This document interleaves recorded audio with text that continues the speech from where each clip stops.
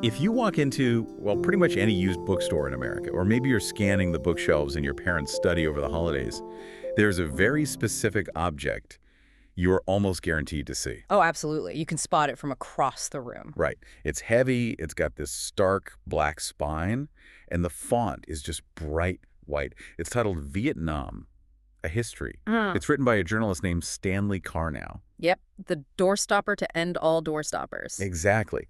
And for a huge chunk of the American public, this isn't just a book about the war. It effectively is the war. I think calling it a book almost sells it short. It's really a cultural artifact. Because when this thing dropped in 1983 and revised later, of course, it was a massive multimedia event. Yeah, it launched right alongside that huge award-winning PBS documentary series. Right. It was really the moment where the baby boomer generation and their parents sat down to finally try and figure out what the hell had just happened to them. And it has that reputation, right? The definitive account. I was looking at the reception notes in our source pile, and former CIA Director William Colby actually called it a benchmark explanation. A benchmark explanation? Yeah, and I mean, when the CIA calls your history book a benchmark, that tells you something about whose perspective is being centered, doesn't it? It certainly signals that you've captured the establishment view perfectly, but that's exactly where we need to put on our critical thinking caps for this deep dive. Because when a book becomes the standard, when it becomes canon, it stops being just a collection of facts. Exactly. It becomes a map. It maps out how a society chooses to remember a massive trauma.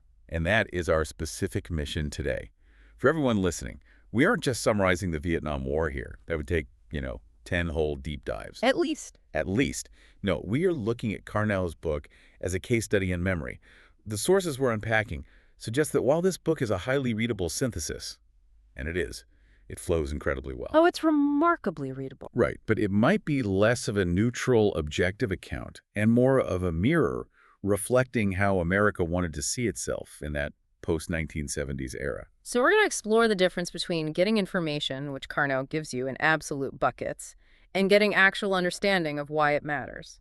We have to ask the hard questions in this dense, definitive text whose voices are amplified and whose voices are just missing entirely. Let's start with the narrative arc itself. When Karnow sits down to explain this massive, tragic conflict, what is the core story he's telling? What's the thesis here? Well, his central argument is something that feels very familiar to us now.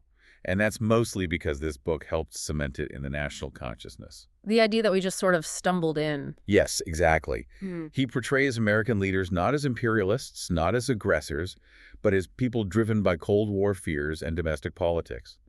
They just got sucked into a region they didn't understand. The classic quagmire. We walked into a swamp by accident, got our boots stuck, and just kept sinking while trying to get out. And the language he uses to describe this is really fascinating.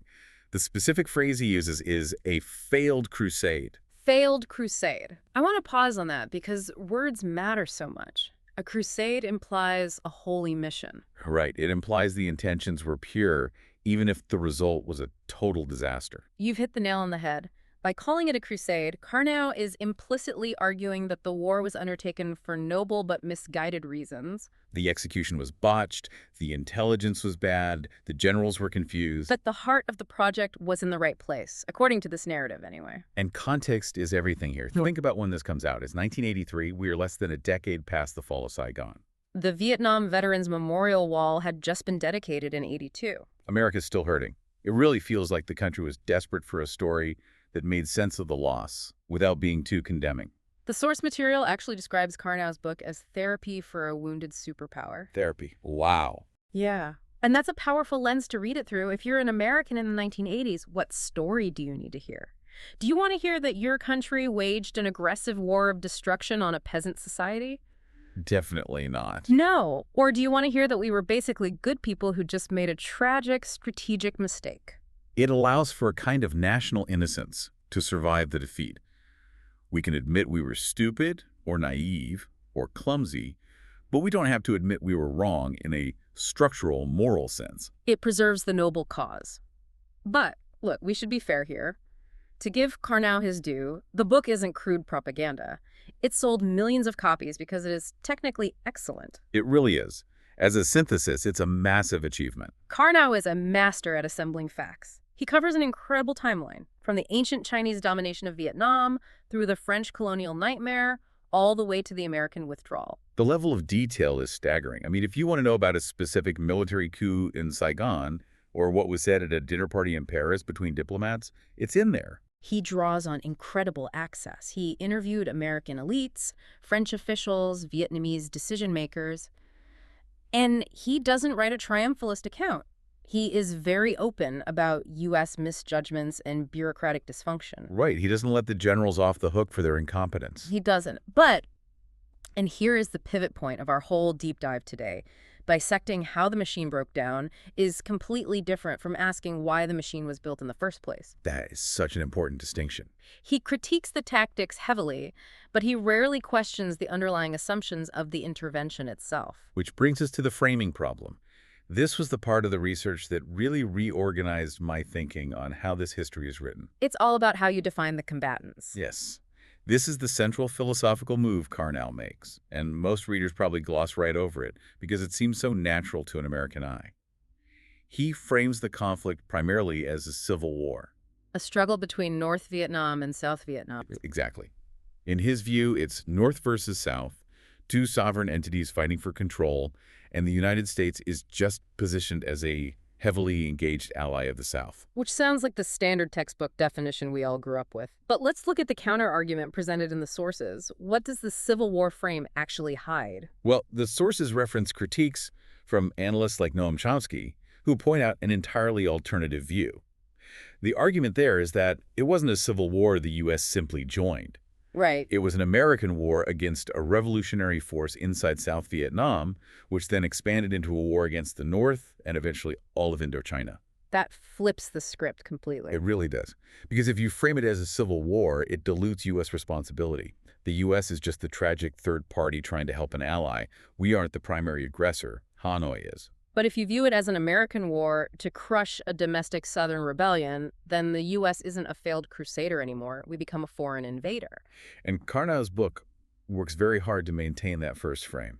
There's a specific linguistic trick the sources point out that reinforces this. It's his use of the word infiltration. Oh, yes. The infiltration of the South. Karnow constantly describes Hanoi's moves as infiltration. And words matter. Infiltration implies something sneaky, something external, entering a place it absolutely doesn't belong. It implies that the North Vietnamese, and even the Southern revolutionaries, were outsiders in South Vietnam. Which is bizarre when you think about it, because they were all Vietnamese. They were in their own country. Exactly. But by calling it infiltration, Karnow subtly underplays the indigenous history of Southern revolutionary organizing. He reinforces this idea that the revolutionaries are the external aggressors and the Americans are just the defensive shield. So by controlling the language, he controls who the reader perceives as the bad guy. And this bias directly affects what he actually chooses to focus on in the book. Like the rural war. Yes, let's talk about that. The vast majority of the population in South Vietnam lived in the countryside. They were peasants. That is where the war was actually fought and where the human cost was highest. But the critique notes that Karnow gives incredibly sparse, impressionistic treatment to the direct American assault on rural South Vietnam. We're talking about massive bombardment, Yeah. defoliation. The strategic hamlets. Yeah, the forced strategic hamlets, Yeah. which, sounds almost quaint, like a gated community. Yeah. But the reality was forced relocation. It was essentially mass internment. You take peasant families who have lived on their ancestral land for generations, which is spiritually vital in Vietnamese culture, and you force them behind barbed wire. To protect them. Supposedly. Mm-hmm. And then you declare their old villages free fire zones. But in Karnow's book, these massive structural violence programs often just fade into the background. Because he is much more interested in the political intrigue in Saigon or the diplomatic maneuvers in Washington, the actual destruction of the country doesn't get the same analytical weight. It creates this intense ethical asymmetry. And the sources bring up a fascinating benchmark here called the Golden Rule test. I love this concept. It's an ethical standard for history. It basically asks, is the story being told from the vantage point of those most harmed? Right. In Karnow's book, the primary victims, the peasants, the civilians, they are not the primary narrators. They are just the scenery for an American tragedy. The source poses a really provocative thought experiment based on this. It asks, would U.S. policymakers have accepted similar interventions on American soil? It's jarring to think about. Imagine a foreign power-bombing American farmland, dropping napalm and forcing citizens into barbed wire camps, all justified as protecting our independence. We almost certainly wouldn't call that a failed crusade. We'd call it an atrocity, an invasion. But because Karnow essentially accepts the official U.S. descriptions as knowledge, this idea of defending freedom, he creates a tension between these noble motives and the actual structural interests at play. He downplays the structural drivers. The sources note that he glosses over things like the desire to control Southeast Asian resources, the markets, the need to maintain alliance credibility. It's not just about ideology, it's about power. Mm-hmm. But if you include those structural drivers, the war shifts from a tragic overextension of well-meaning power into an aggressor's project. And Karnow definitely chooses the tragic overextension angle, which brings us to how he handles evidence, the detective work. Yeah, the selective skepticism. This is part 4 of our breakdown. As a journalist, you're supposed to be skeptical. But the research points out a really uneven scrutiny in his work. Karnow intensely scrutinizes communist claims, but he often accepts Western official statements pretty much at face value. There's a fantastic example of this in the notes regarding Cambodia. The mythology of a neutral Cambodia. Right. Karnow repeats this standard line that Cambodia was just this neutral country that tragically got dragged into the conflict, while totally neglecting the repressive politics of Prince Sihanouk and the incredibly complex network of bases there. And more importantly, he glosses over the massive, secret U.S. bombing campaigns. Because he is relying so heavily on the official Washington view, the narrative reflects the secrecy and the minimization that the officials were pushing at the time. It's a very elite-centric view. We are in the boardrooms, we're in the bunkers, we are at the diplomatic tables, but we aren't experiencing history from below. The Vietnamese peasants and workers just appear as a backdrop. They aren't fully developed agents in their own history. Which brings us to our final section, the difference between information and wisdom. How should we read this book now? The sources make a really sharp distinction here. Karnow provides incredible knowledge. He gives you the events, the dates, the major players. But knowledge isn't wisdom. Exactly. Wisdom requires a self-critical grasp of power and justice, and that's what is lacking. So for the listener, if you have this book on your shelf, treat it as a mirror, not just a window. A mirror, not a window. I really like that framing. If you look through it like a window, you think you are seeing the objective reality of Vietnam. But if you treat it as a mirror, you realize it reflects the anxieties and the self-justifications of late 20th century America. It shows us how U.S. leaders saw the world and how America wanted to remember its own actions. It's a tool to teach what the sources call epistemic humility. Meaning being humble about how we know what we know. Right, showing how a work can be celebrated as definitive and totally objective, while still structurally marginalizing the very people whose lives were at stake. So to recap our deep dive today, Vietnam. A history is a detailed, massively influential map of how U.S. leaders perceived Vietnam. But it is not a complete picture of the war itself. It's just one piece of the puzzle, which leaves us with a final, I think, really provocative thought to chew on. Where do we go from here? Yeah. We've talked about how this book normalized the idea of the failed crusade. So for you listening, think about this. What moral truths become visible when we finally stop looking at the war from the boardroom and start looking at it from the village?